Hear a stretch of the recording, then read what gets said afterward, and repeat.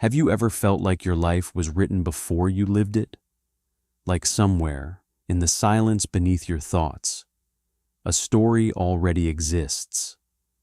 Long before cities were built, before names were spoken, before the first clock ever ticked, there was a library, not a library made of stone or wood, but one hidden beneath the roots of the earth, where time does not move and stories breathe. They say it can only be found by those who have lost something they can't explain, a dream, a memory, a part of themselves. And one night, someone found it. He didn't know what he was searching for, only that something inside him felt unfinished. The forest was darker than it should have been.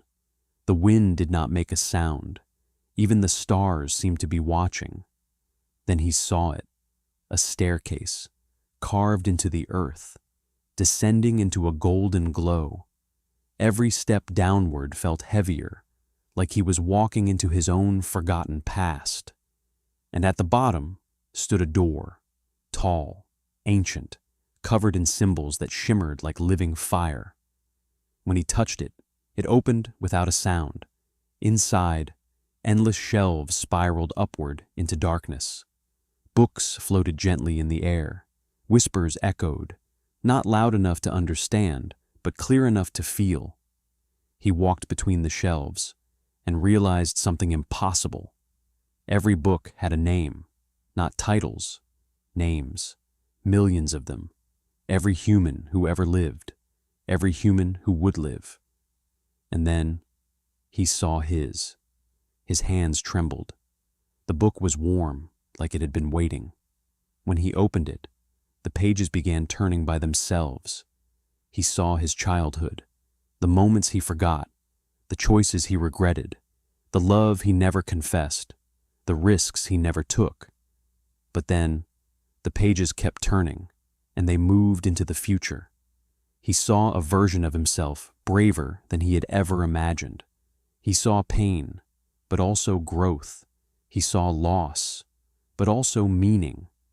And then he saw something terrifying, blank pages, hundreds of them, empty, waiting.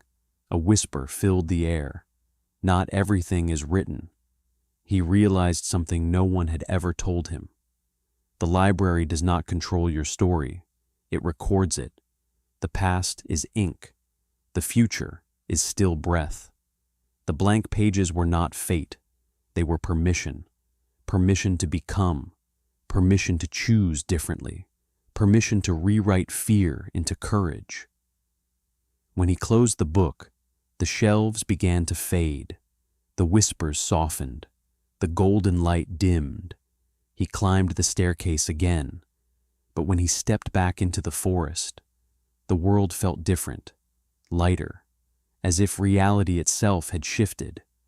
Because somewhere beneath the earth, his story was no longer waiting to be written. It was waiting to be lived. And maybe, just maybe, there is a book with your name on it too, still open, still unfinished, still becoming.